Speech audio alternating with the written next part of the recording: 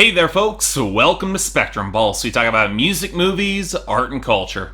And today, we're going to be talking about the newest album from Tove Lo, her sophomore album, Ladywood. You know, I've had a sinking feeling about this album for past couple of weeks now. And believe me, I definitely haven't wanted that feeling, but the misgivings about this record started coming out pretty early, and they haven't really stopped. See, when I first heard Tove Lo back in 2014, I was pretty impressed with her debut album, Queen of the Clouds. It's not a great pop album, but I saw buckets of potential from a fairly smart songwriter with a knack for pop nuance and some pretty damn good hooks. And go with a forceful and yet surprisingly layered performance, I thought that Tove Lo could easily build herself a potent pop career in the mainstream and give pretty much a lot of her contemporaries a run for their money, or at least some serious competition. And for a while, it seemed like she had some real momentum behind her. Habits Stay High was huge, Talking Body was a very respectable follow-up, and Close, her collaboration with Nick Jonas, it grew on me a fair bit. And I really like Tove Lo's artistic persona too, especially in 2016. Wild, reckless, she pushed her lyrics into some pretty dark territory, even if on some level you wish that she could match it with a lot of her instrumentation and production, or if her lyrics could show a little bit more self-awareness to elevate the flagrant irresponsibility of it all, add a little bit more subtext, go that extra layer. But while I initially dug her lead-off single Cool Girl, with everything else I heard about her sophomore project Ladywood, the more concerned I got, starting with the incredibly on-the-nose and really kind of ridiculous album title, coupled with the fact that she had kept the exact same production team, and the biggest guest star on the record was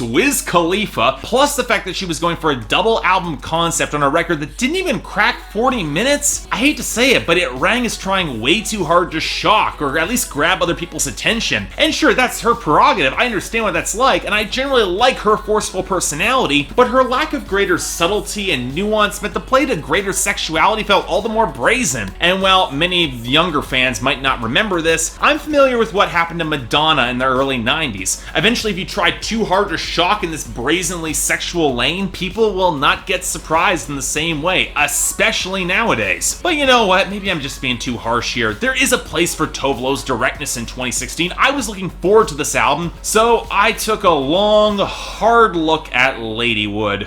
What'd I find? Well, honestly, very, very little. In fact, the more times I listened through Ladywood, the more I found the record just not registering or connecting with me on any level. And with a title like that, you would think it would aim for some more explicit material, at least. Instead, it's not even sexually provocative in the way that I was expecting, and certainly not provocative when it comes to the actual sound and flow of this album. Now, it's not precisely bad, I guess. I can see chunks of this record becoming dance floor staples and really chic high-end clubs that are trying to be so much cooler than they actually are. A bunch of these clubs in downtown Toronto, but this album does not stick with me. And for all the ambition that Queen of the Clouds showed, this record really doesn't follow through. Gotta be honest, it's a sophomore slump, and I was hoping for a lot better. I'm gonna start with the biggest issue right out of the gate, the production and instrumentation. And look, I get that there is a place for this sort of desaturated, minimalist darkness that's trying to be understated and sexual. See the nightclub comparison from earlier, but you would think in order to anchor these songs, you would have a melodic hook or a motif to really showcase something catchy or interesting. And yet, the vast majority of this album, outside of the vocal line, barely has any melody, even to supplement the grooves. Oh, sure, there are some fragments in the bassy swells or the rubbery fragments that are smothered in reverb, but outside the prominent, wiry, snapping groove of True Disaster, it's got slightly more prominent synths, or the flat chords of Keep It Simple that get drowned out in these dark, booming, arrhythmic beats, or the chiptune cascades around the edges of the hook on Don't Talk About It, which really don't sound all that good with the rest of the mix, or the screechy vocal filters passing us an instrumental solo on flashes. The instrumentation is stunningly barren of more actual tunes to anchor these songs. And I feel like, yet again, I'm repeating myself for the 100th time, talking about modern pop music, especially in the mainstream. If you don't have that melodic hook in the instrumentation, odds are the song will just not stick with the listener on a deeper level. It just gets to run together, starts getting tedious. Even a song like Vibes with its acoustic guitar, shocker from Tove Lo, I know, it gets swallowed up in the chasm of reverb and darkness that stops being imposing or gothic and just becomes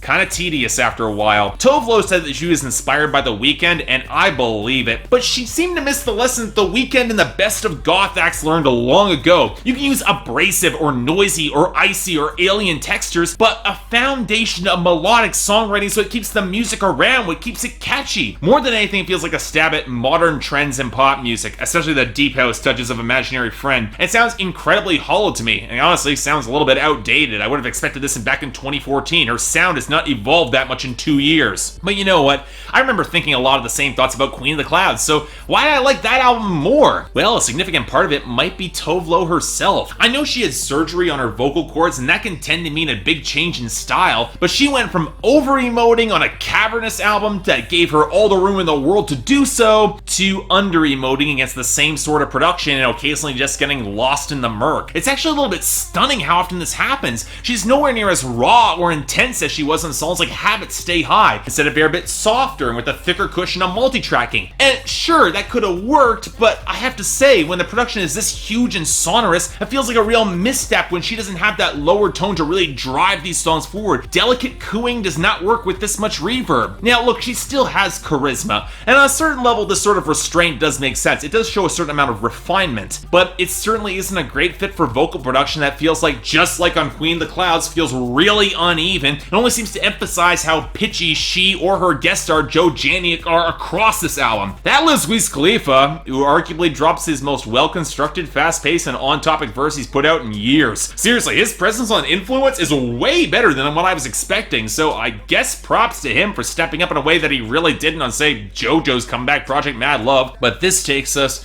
to the content. And here's the thing, throughout the course of her 2 albums, I'll give her this, Tove Lo has done a remarkably solid job in establishing a distinct persona in mainstream pop, in comparison with a lot of her peers. A lot of pop stars, they want to be edgy, but Tove Lo is one of the few where the role feels a little bit more authentic and lived in. Where Kesha reshaped a party girl aesthetic for parody, Tove Lo is playing it straight, for good or for ill. Again, it's very reminiscent of The Weeknd. It's sexually liberated, using and abusing hard drugs and alcohol, and throwing ourselves into her emotions and experiences with a recklessness that normally makes for some good melodrama. Hell, that's why Queen of the Clouds worked pretty damn well by the end. But in any sort of narrative or writing, Ladywood feels a fair bit like a shallower, less defined or detailed version of Queen of the Clouds. The first half of the album is the hookup, the second half is the come down. And what's all the more frustrating is that I get the feeling that we're getting even a less of a story this time around. More subtext to be sure, but less actual text in order to support it. Take Cool Girl, reportedly inspired by Gone Girl, the movie, and specifically the Cool Girl speech from within it. It's a song that plays a lot of sarcasm that I'm not convinced the delivery captures, in wanting this guy to connect and find something more real so they can burn together. You know, that final line, the only implication that the framing recognizes the larger context from inside that movie. But that framing inconsistency is at the root of the big problem with Ladywood's writing. At points it wants us to sympathize with her, but True Disaster indicates that she's really doing a lot of this to herself, and Influence throws into question her entire narrative,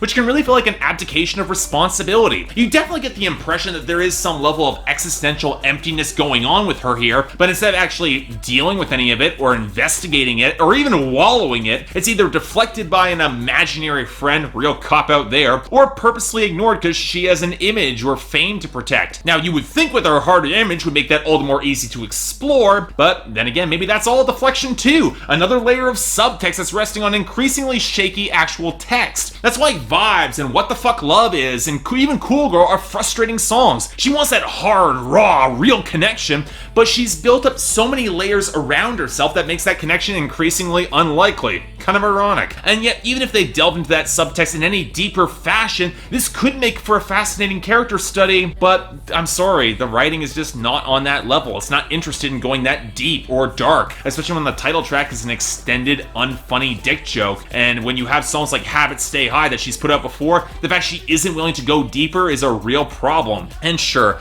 I get it, she's not exactly supposed to be sympathetic, but there's no real growth or new evolution for Tove Lo on this album. If anything, she seems all all the more entrenched in her bleak hall of mirrors than ever. And when you combine it with underwhelming hooks, underwhelming production, and delivery, it feels a lot less enticingly reckless and driving heady melodrama than just kind of capricious, irresponsible, and not nearly as compelling. I can tell that Tove Lo is trying to tap into that same dark vibe and edge as The Weeknd has, but without the more unpleasant undertones, the bitter nihilism and real self-loathing, the real intricate writing and storytelling. Without all of that, Ladywood just feels kind of hollow and just doesn't stand up all that well. For me, it's a 5 out of 10 and a hesitant recommendation at best. Definitely not as catchy or interesting as Queen of the Clouds. Hell, on some level, it's hard not to see this as just another thematic rehash, especially given how short that it is. Tove Lo might have found her lane in pop music, and I will applaud her for that, but for as much as I was rooting for her, she's not exactly making that lane all that compelling with this album. And given how much high melodrama she was able to mine out of this material before, that's the real disappointment.